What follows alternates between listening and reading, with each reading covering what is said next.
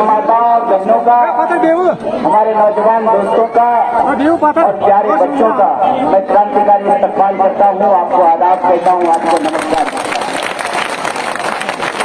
साथियों, मैं आपसे दो चार बात कहना चाहता हूँ। उससे पहले इस मौके पर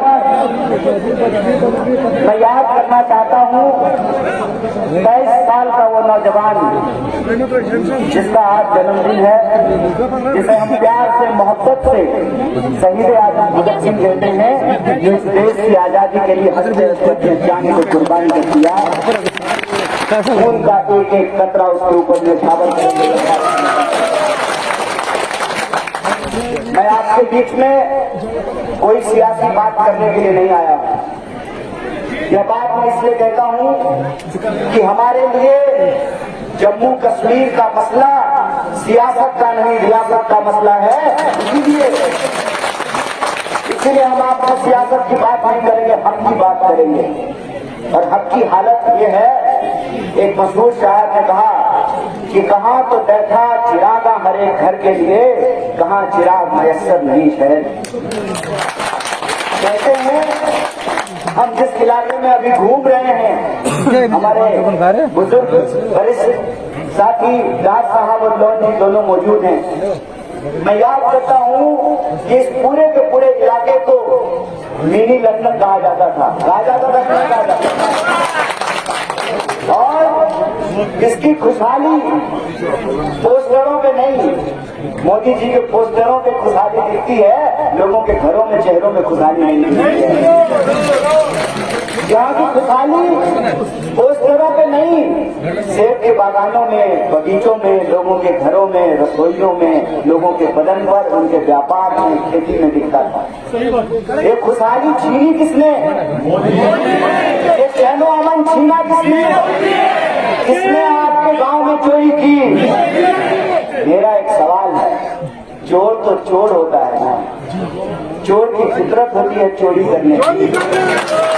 बेईमान तो बेईमान होता है ना, बेईमानी की फितरत होती है बेईमानी करने की। मेरा सवाल ये है कि चोर की मुखबिरी किसने की? आपके घर का रास्ता किसने दिखाया?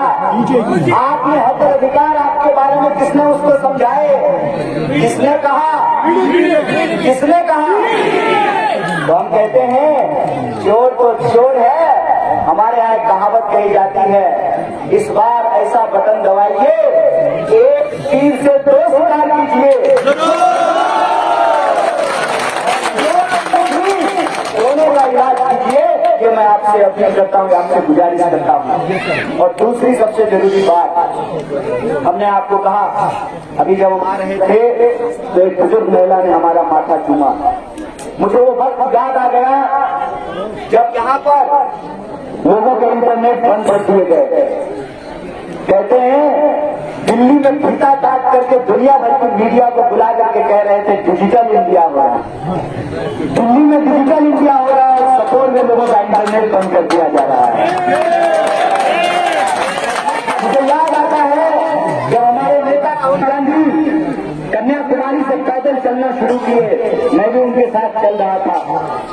जब हमारी यात्रा, वो मोहब्बत की यात्रा जब कश्मीर पहुंची तो नौजवानों ने गले लगाया, बुजुर्गों ने माथा चूमा, हमारी अम्मियों ने आशीर्वाद दिया, अपने आंचल से चेहरा पूछा और कहा कि देर ही सही कोई आया तो, देर ही सही कोई आया तो हमारा हाल जानने के लिए। और आप देखिए कि वो पहली मर्तबा, वो पहला मौका था जब कश्मीर की हकीकत और सच्चाई देश के बाकी लोगों को पता चल रहा था।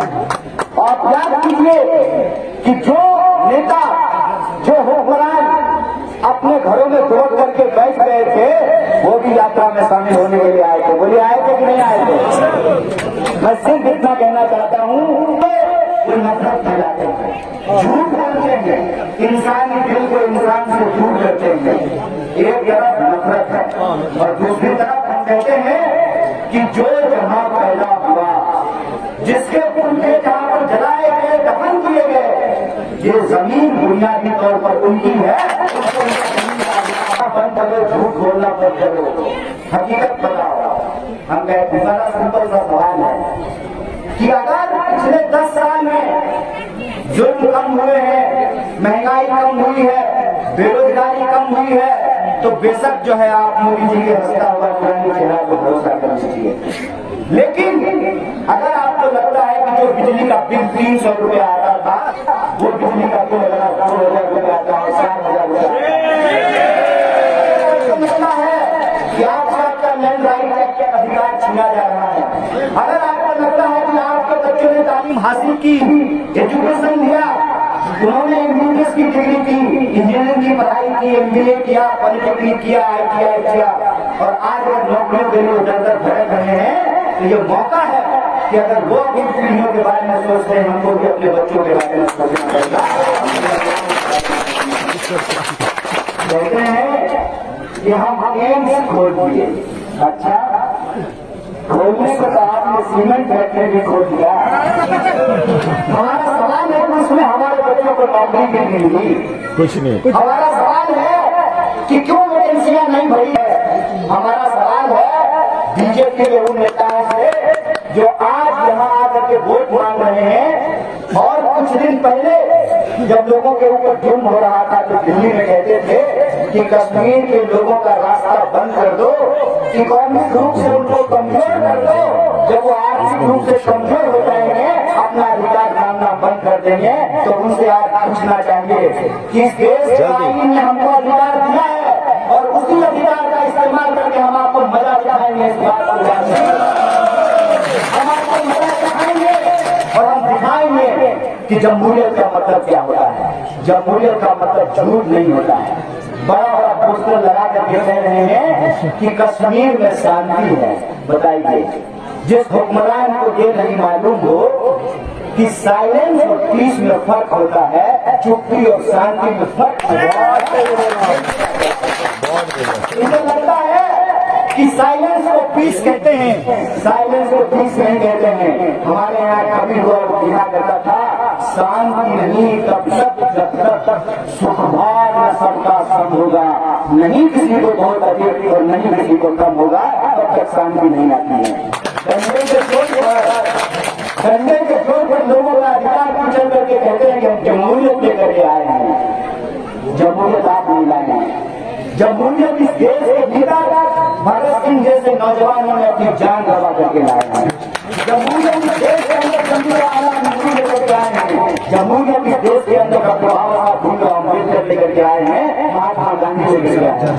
और जिन्होंने गांधी की हत्या की, मोहब्बत की बात करने वाले, सच्चाई की बात करने वाले, लोगों को जोड़ने की बात करने वालों को जिन्होंने हत्या की, आज वही विचारधारा इस देश की सत्ता पे काबिज है।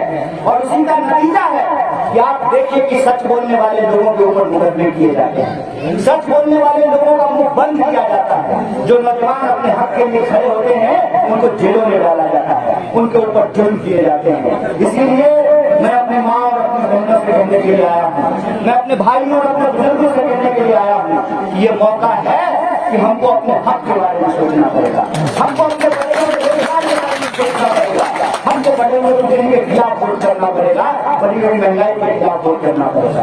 एक सीधा सा सवाल है, आप अपना सेब जब बेचने के लिए जाइएगा तो आपको दाम नहीं मिलेगा। आप अपना केसर बेचने जाए, अखरोट बेचने जाए, बादाम बेचने जाए तो आपको दाम नहीं मिलेगा। लेकिन जब आप दवाइयाँ खरीदने के लिए जाए तो जो 1000 रुपया ज्यादा जो है आपको महंगा दवाई खरीदना पड़ता है। जो खाने पीने की चीजें वो लगातार महंगी होती जा रही है। जो गैस सिलेंडर 400 रुपए में मिलता था, 1100 रुपए का मिल रहा है। बिजली भी महंगी हो रही है, कपड़े महंगे हो रहे हैं, इलाज महंगा हो रहा है। यह जो हमारा सवाल है, इस सवाल में हमको अपने जमहूरियत के सवाल को जोड़ना पड़ेगा। इसीलिए मैं बात कहता हूँ कि जमहूरियत की इस लड़ाई को बड़ी संजीदगी से लड़ने की जरूरत है। और अगर संजीदा है तो आखिरी बात कोई की बात बाकी करूंगा। अभी हमारे दोनों कैंडिडेट ने डाल साहब और डोन साहब ने हमको बताया कि बहुत सारे आजाद कैंडिडेट खड़े हुए हैं। जनाब, ये आजाद नहीं हुए, अमित शाह के गुलाम, इस बात को याद रखिएगा। ये आजाद नहीं, गुलाम है, इस बात को याद रखिएगा। और ये इंडिपेंडेंट नहीं है, ये भाजपा के डिपेंडेंट है, इस बात को याद रखिएगा। इस बात को याद रखिएगा। ये नफरत अमित शाह इस देश में नफरत फैला रहे हैं। इसीलिए अगर आप उनको जवाब देना चाहते हैं तो आपके पास एक मात्र विकल्प है, और वो विकल्प है कि अगर आप मोहब्बत को जिताना चाहते हैं और नफरत को हराना चाहते हैं। हमारी माँ, हमारे बुजुर्ग एक बात कहते हैं कि कीचड़ से कीचड़ साफ नहीं किया जा सकता है, कीचड़ से कीचड़ साफ नहीं किया जा सकता है, नफरत से नफरत को हराया नहीं जा सकता है। अगर नफरत को हराना चाहते हैं तो उनको मोहब्बत को जिताना पड़ेगा, और मोहब्बत वाली पार्टी, मोहब्बत वाले नेता कांग्रेस पार्टी ने हमारे साथ में राजधानी है। वो नेता है कि नहीं है? आपका समर्थन इस बात का है कि नहीं है? अगर इस बात का समर्थन है तो आज भगत सिंह को याद करके एक बात कहते हैं कि भगत सिंह ने कहा है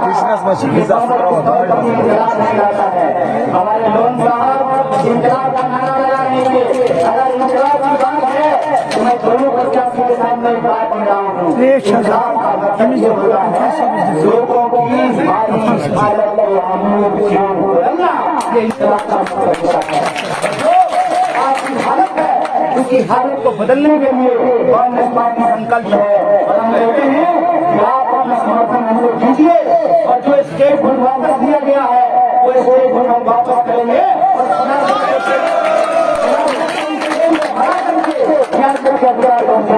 इन शब्दों के साथ आप सब लोगों ने इतना पेशेंस से, इतनी शौक से हमारी बात को सुना, इसके लिए बहुत बहुत शुक्रिया अदा करते हैं। बहुत बहुत शुक्रिया, बहुत बहुत धन्यवाद।